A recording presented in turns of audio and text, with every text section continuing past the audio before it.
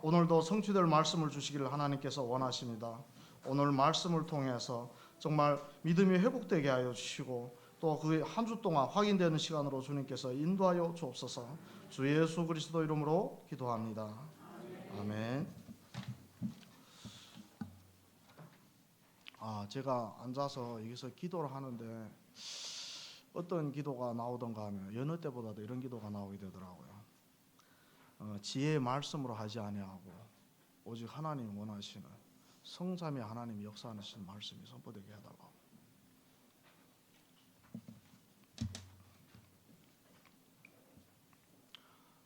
그 기도를 하는데 하나님이 이렇게 마음에 막 이렇게 감사와 감격이 흐르게 하십니다. 그래서 막 요구가 쓴 대로 안 하더라도 진짜 하나님 원하시는 말씀이 나오더라고요.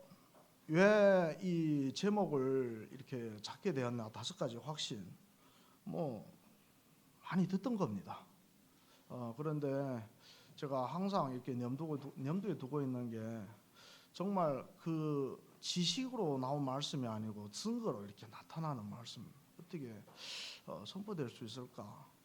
그런데 저는 아직까지 막 디테일하게 현장에서 이렇게 체험한 거는 별로 없습니다. 말씀 정리하는 거는 하라면 그런 거는 하는데, 그래서 제가 확인된 부분을 이렇게 좀 이렇게 말씀하고 또 성취된 부분들을 좀 정리해서 오늘 이렇게 정리해 보았는데요. 일단은 그 5가지 확신의 맨 처음에 구원의 확신이죠. 사실 구원의 확신이 없는 성도들이 꽤나 많습니다. 특히 그 뭐라고 할까요? 우리는 그 장로교란 말이에요. 교리 자체가 한 번 구원하면 하나님 끝까지 이루어준다고 교리적으로 그렇게 정리가 되어 있습니다. 그런데 장로교를 제외한 모든 교단들은 그 구원을 내가 끝까지 이루어가야 돼요. 그러니까 예수를 믿었는데 배신하고 계속 불신앙하고 예배도 참가 안 하고 맨날 죄짓고 그러면 그 구원이 떨어질 수 있다. 교리적으로 그렇게 됐어요. 그러니까 사람들이 두렵고 떨리는 마음으로 이게 구원받으려고 애를 쓰는 겁니다. 얼마나 불안합니까? 그 구원이. 저도 6년 동안 그렇게 불안하게 살았어요. 다락방 오기 전에 중국에서 6년 동안 신앙생활을 했습니다. 6년 동안 신앙생활을 하는데 분명 예수님이 영접할 때는 정말 그 뭐라고 할까 그 뜨거움이라든가 정말 나는 확실하게 하나님 자녀다. 그때는 그 확신이 있었는데 우리가 구원받는다고 당장 체질이 변하는 거 아니잖아요. 사람마다 또 사단이 공격하는 그 포인트가 있습니다. 저 같은 경우는 게임 중독이 엄청 심했어요. 그러니까 구원 받았는데도 그때는 막 그렇게 감사와 감격이 넘쳤는데 시간 조금 지나니까 옛날 패턴대로 돌아가는 거예요. 지연은 심각할 때는 한 달 동안 예배도 안 나갔습니다. 평신도 오니까 누가 부른 사람도 없었고요. 그런데 또 하나님 일방적으로 힘을 주셔서 예배하러 가는데 두려운 거예요. 이러다가 내가 구원 잃는 거 아니야. 말씀에 확신이 없으니까, 기준이 없으니까. 그 생활을 6년 동안 해왔습니다. 어떨 때는 하루에도 천국 갔다 지옥 갔다 몇 번씩 왔다 갔다 해요.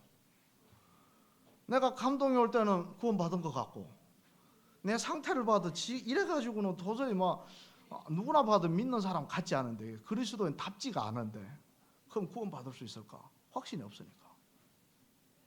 그래서 목사님한테 물어봤어요. 중국에 있는 목사님한테 한 번 구원하는 게 영원히 하나님 그 구원을 영원히 지켜줍니까? 하니까 성경에 그런 말이 어디 있냐 하는 거예요. 그래 난 모르니까 목사님도 없다는 거 보니까 진짜 똑바로 신앙생활 안 하면 지옥 갈 수도 있겠네. 더 겁나는 거예요. 그래서 그런데도 불구하고 하나님이 저한테 이렇게 그 소명을 이렇게 강하게 주셔가지고 구원의 확신도 없는 상태로 한국에 왔습니다. 신학하겠다고. 구원의 확신도 없이. 그런데 제일 먼저 도서관에서 본 책이 구원에 관한 부분이었어요. 내가 도대체 내가 받은 이 구원이 끝까지 갈 수 있냐? 갈 수 있다면 그 근거가 뭐냐? 난 그걸 진짜 알고 싶었거든요. 난 평생 동안 불안하게, 그러니까 하루에 막 이렇게 업다운 할 때마다 이렇게 불안하고 쉽지가 않았어요. 예, 또 성경에 어떤 말씀이 있는가 하면 하나님이 주시는 말씀은 두려움이 아니고 사랑의 마음이라고 했거든요. 그럼 내가 구원 받았는데 계속 이렇게 막 조마조마하면 하나님 원하는 거 아니잖아요.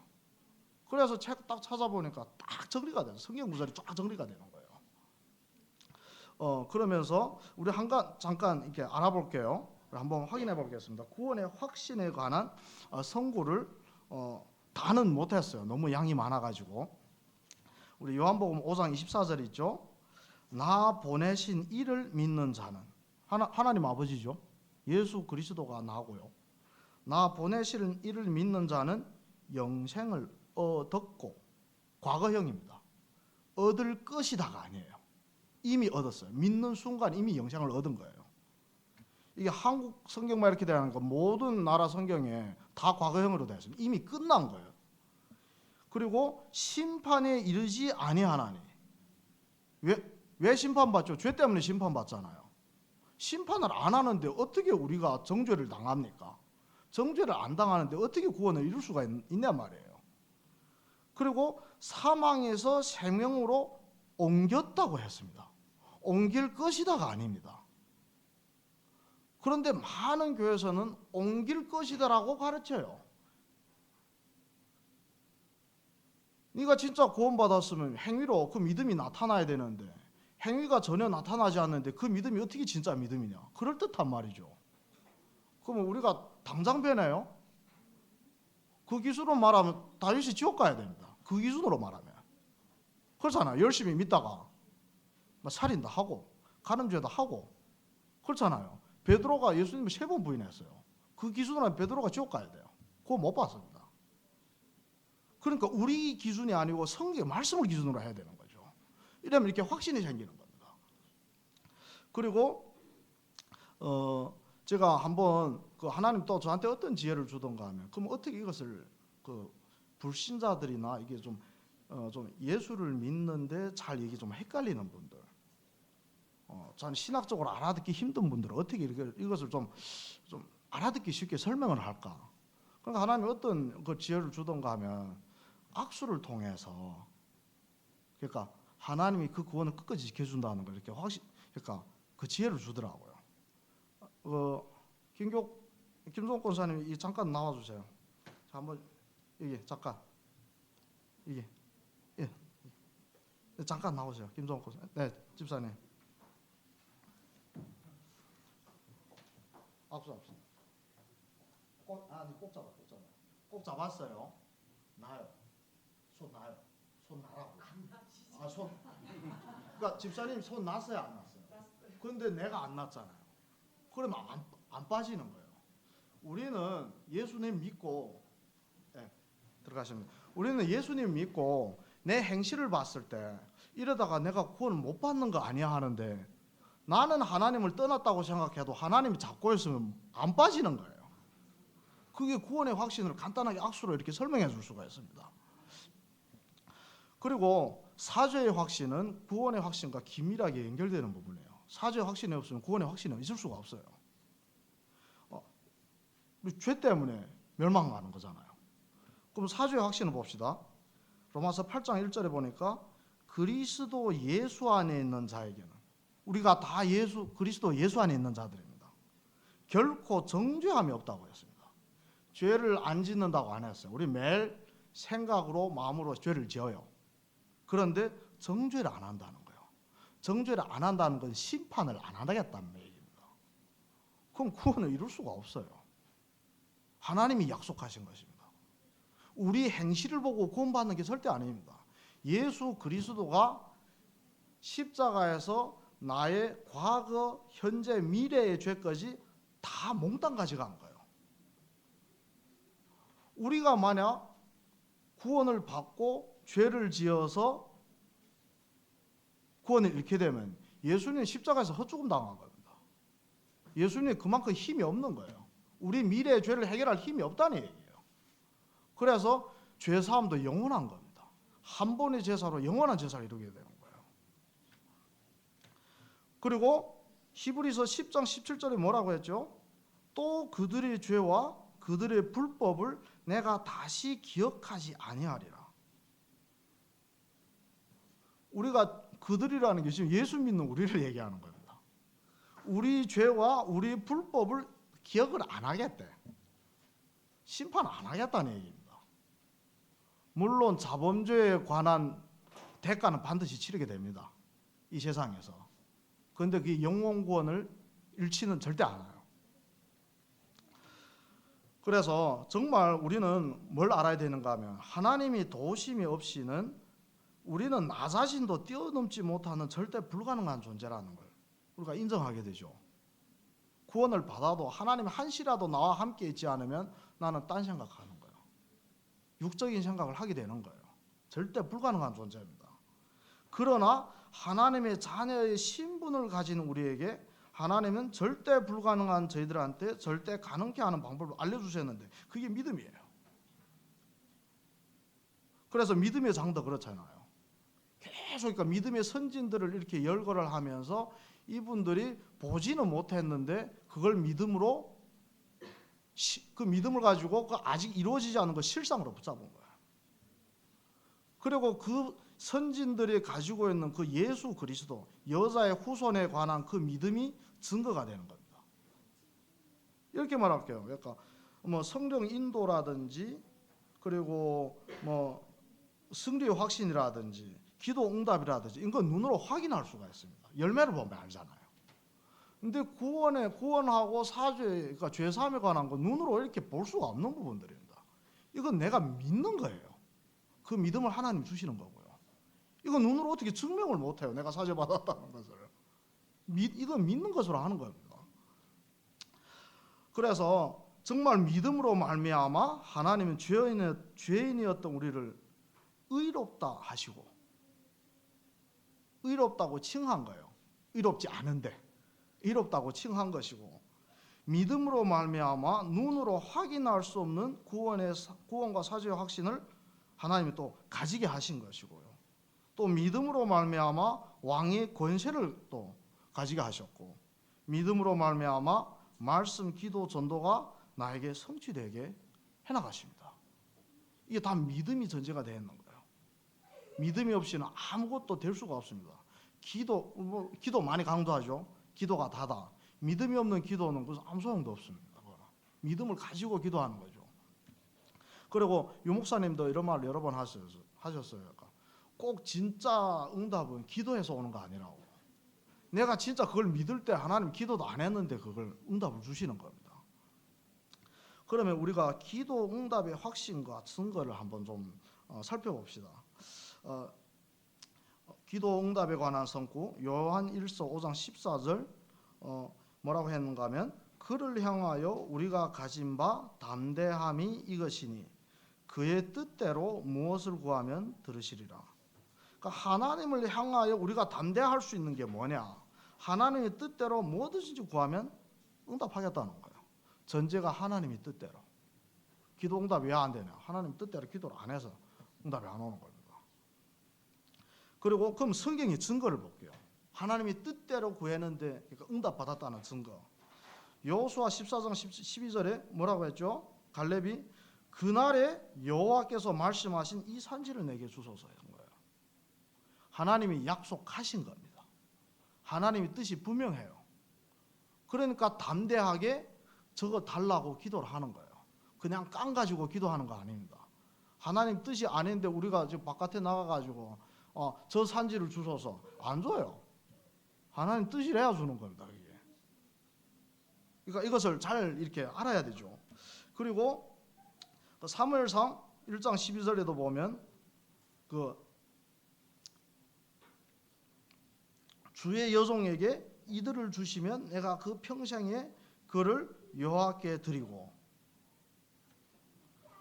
그렇게 아들을 낳게 해달라고 하는데 아들이 안 낳아지니까 너무 괴로워가지고 막 통곡하면서 그러니까 어떻게 보면 처음에는 땡깡 부리는 기도를 이렇게 드렸는데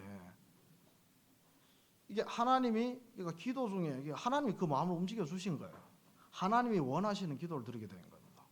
그 아들을 낳으려고 하는 것도 경쟁해가지고 그 다른 첩들은 다 애를 낳았는데 자기는 못 낳는단 말이에요. 그러니까 원래 자기 자식을 낳으려고 했는데 기도 제목이 아들을 나한테 주시면 평생을 여호와께 드리겠다. 그럼 내 아들이 아닌 거예요. 그러면 드리면 나도 실제 그러니까 영춘 겁니다. 하나님께 바친 겁니다. 그 하나님 그 보상으로 다른 자식을 또 주셨고, 그러니까 이게 진짜 하나님이 원하시는 기도를 하는 거예요. 그러니까 그 응답을 받게 된 거고요. 또 보통 렘넌트가 아니고 그 시대를 살려요. 렘넌트를 또 살린 거죠. 세워준 거죠. 그러면 교회 증거는 뭐냐? 기도 응답했다는 교회 증거. 그 이병옥 장로님 이렇게 그 간증을 들어보면, 그러니까 처음에는 이렇게 막 뭐 음악 가지고 막 기타도 치고 그러니까 같이 모여서 찬양을 하고 좀 그러니까 이런 지금 말하면 문화 캠프인데 이런 걸로 이렇게 시작을 했고, 그리고 그 음악 캠프를 하려면 팀이 있어야 되잖아요. 그런데 하나님이 중도에서 또 이렇게 같이 하던 분을 또 이렇게 헤어지는 또 상황이 오고 혼자서는 그게 지속이 안 된단 말이에요. 근데 지금 와 있는 성도님들 보면 다 어느 정도 그러니까 기타를 이렇게 기타라든지 그러니까 악기를 다룰 수 있는 분들이 하나님 붙여줬습니다.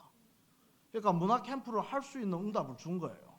그럼 장로님이 그 기도를 누구보다 더 빡세게 했을 거란 말이에요. 그리고 교회당의 응답을 달라고 기도까지 하신 것도 저는 기억이 납니다. 근데 이렇게 빨리 응답 줄 줄은 몰랐어요. 하나님의 계획에 맞으면 바로 응답을 주십니다. 그래서 이것이 우리 교회와 성경의 증거고요.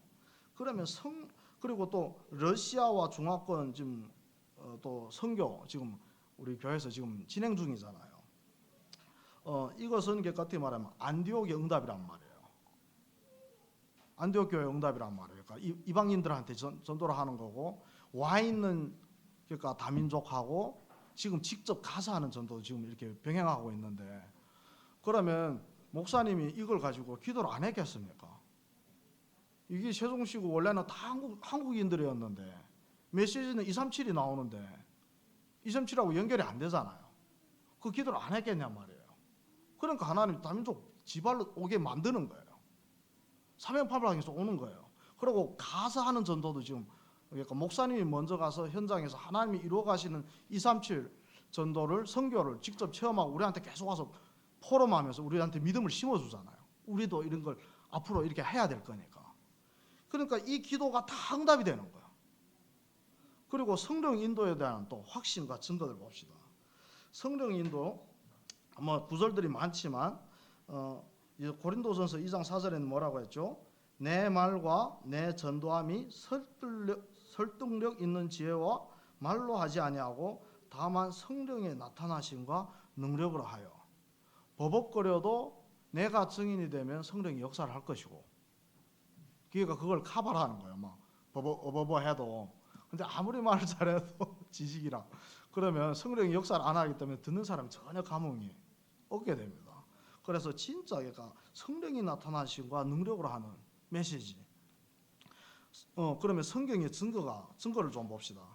사도행전 17장 3절 4절 보면, 그러니까 뜻을 풀어 그리스도가 해를 받고 죽은 자 가운데서 다시 살아나야 할 것을 증언하고, 그러니까 창세기 3장과 그 답을 지금 얘기를 하는 거예요.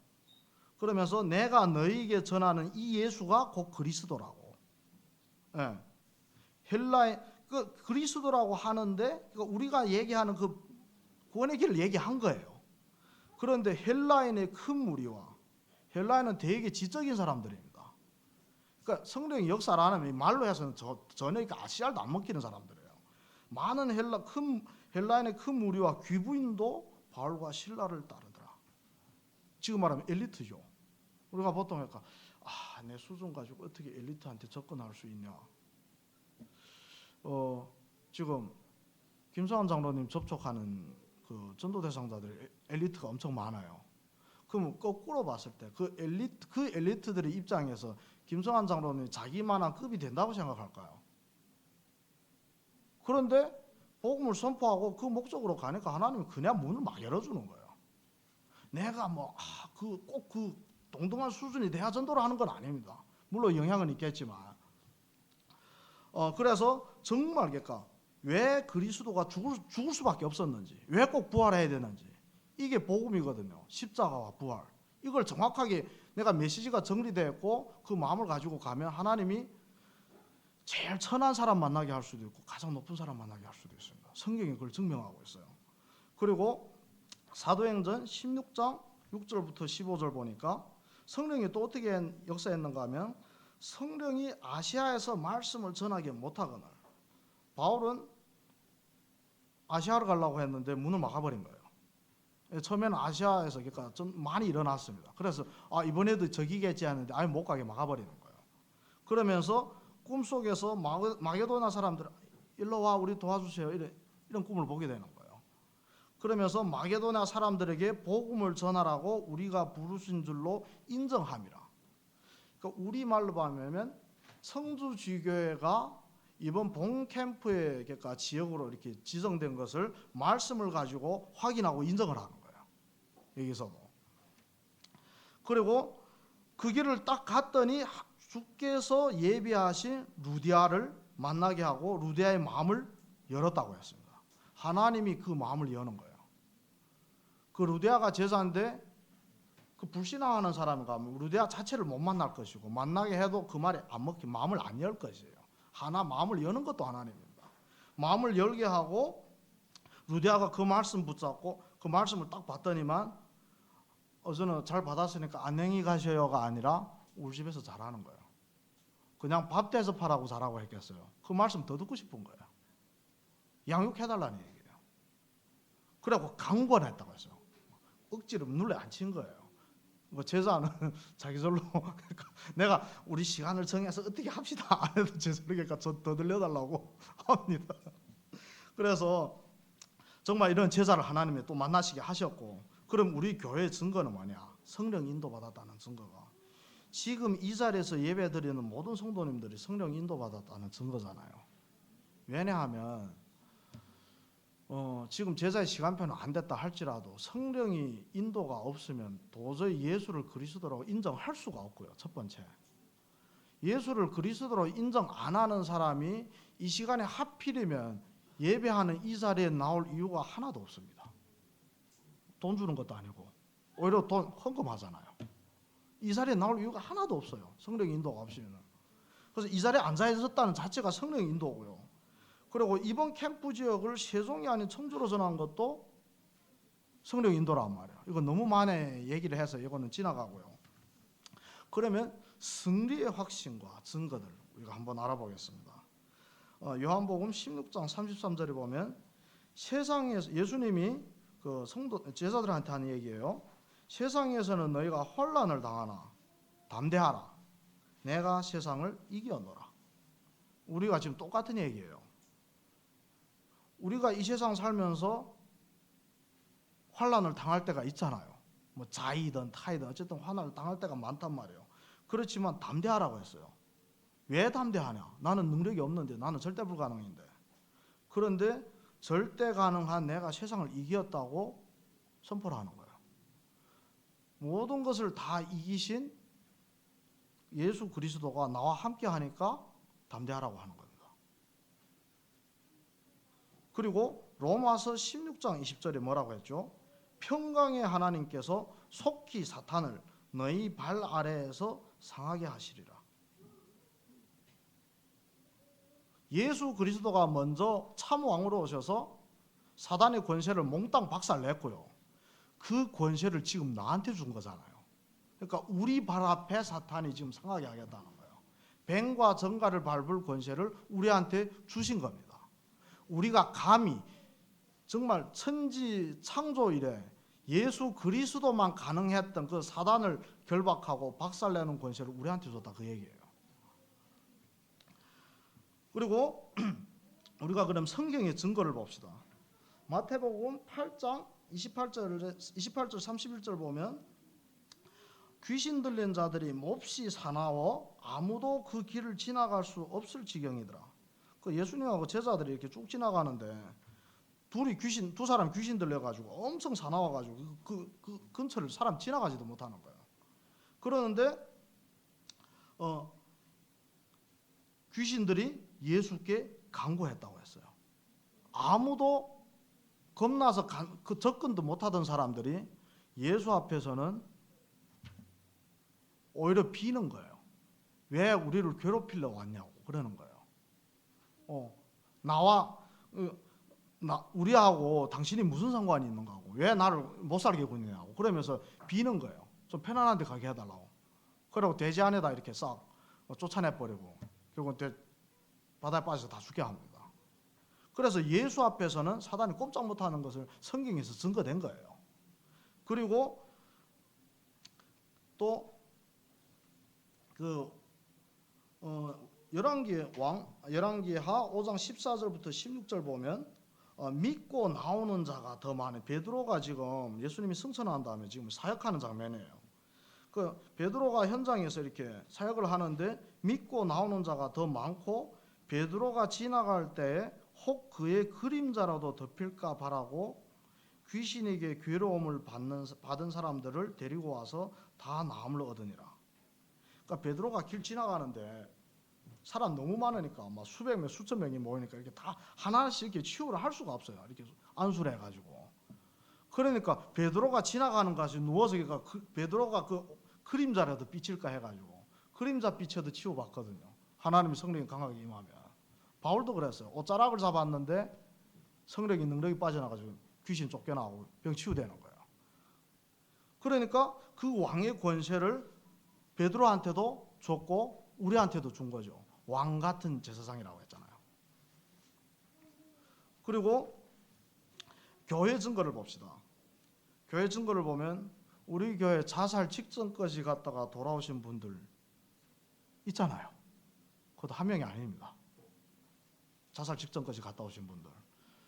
왜 그렇게 했어요? 사단한테 완전히 끌려다녔던 상태고 마귀 소속이었고 도무지 절대 불가능이었고 아무리 몸부림칠 내 노력으로 이기서 빠져나오려고 해도 안 되니까 나중에는 그냥 끝내버리자.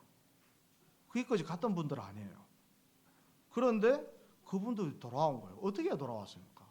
예수 그리스도 복음을 받아들이고 영접했을 때 그 속에서 이 사람을 완전히 흑암 속으로 저주 속으로 끌어가던 사단의 세력이 결박된 거예요. 그러니까 하나님께로 돌아올 수가 있는 거죠. 이것이 증거입니다. 그리고 청주지교회하고 거기에 모인 모든 성도님들, 이것도 청주지교회 보면 지금 우리 저번 주 강단인가요? 이런 거 있잖아요. 약간 이사야가 아니고 엘리사가 유다에서 그 선지자 했는데 그때 막 아람이 침공했는데 이게 막 성을 이게 막 몇 겹으로 이렇게 둘러쌌단 말이에요. 아예 가면 인간의 힘으로는 도망쳐 나올 수도 없는 상황이에요. 그런데 그것을 완전히 하나님의 능력으로 눈을 뜨고 딱 본 믿음을 가지고 보니까 이미 불말불변거를 파송해서 그 아람 군대들을 멸하고도 남을 만큼 이미 수없이 많은 영적인 군사들을 이미 동원한 거예요, 하나님이. 근데 안 믿는 사람은 그게 안 보입니다. 응답 받아도 왜 응답 받았는지를 몰라요. 안 믿으면 응답이 와도 나하고는 상관이 없게 되는 거야. 그래서 너무 안 믿으니까 너무 걱정하니까 보여준 거예요. 그리고 저 개인적인 또 이런 또 확인도 좀 한 부분이 뭔가 하면 복음을 모를 때인데 정확하게는 몰랐죠. 중국에서 신앙생활을 하고 있는데 성경을 보니까 귀신 들리는 사람들이 막 이렇게 막 발작할 때 거기다 안수라고 기도를 하는데 귀신이 쫓겨나는데 쫓겨나기 전에 막 더 경련을 더 심하게 일으키고 입에서 하얀 거품이 나오면서 귀신 빠져나오는 그런 장면들을 몇 군데 본 것이 있어요. 제가 한번 그걸 실험했습니다. 저는 무슨 담을 했는지 모르겠어요. 지금 하라면 못할 겁니다, 아마. 그때 새신자였는데 버스 앉아서 가는데 어떤 중년 아저씨가 멀쩡하게 서 있다가 갑자기 이러면서 쓰러지는 거예요. 딱 봐도 간질이잖아요. 모든 그 승객들이 다 차에서 다 내렸어요. 다 내리고 또 가지는 않고 뭐 어떻게 되는가 보려고. 그러니까 승무원하고 그 매표하는 사람하고 기사하고 저만 남은 거예요. 그래서 제가 안 내리고 그게 있으니까 그 내린 사람들이 나보고 여기를 눌러라는 거예요. 인중을 누르면 그러니까 반응이 있을지도 뭐 아무리 눌러도 소용없는 거예요. 그래서 그랬지. 손을 딱 얹고 예수 그리스도 이름으로 더러운 귀신 물러가라 했단 말이에요. 그걸 한 10조 했는데 하얀 거품을 이렇게 품더라고. 툭 하고 거품이 나오는 거예요. 그러고 잠잠해졌어요. 다른 사람 다 죽은 줄 알고 겁나서 다 도망갔습니다. 밑에서 이렇게 안을 보던 사람들이. 그 기사도 뭐 얼굴이 새하얗게 돼가지고 저 죽은 거 아닌가 하고. 그래서 저 그랬어요. 이 사람 반드시 일어날 것이다. 성경에 그렇게 쓰여 있으니까. 지금 오히려 그 믿음이 없습니다. 네. 그런데 그 얘기를 하고 있는 중에 뒤에서 일어나는 거예요. 그 일어나더만 그러니까 금방 이렇게 쓰러지고 병이 발작한 거 아는 거 아니까 하나도 기억을 못해요.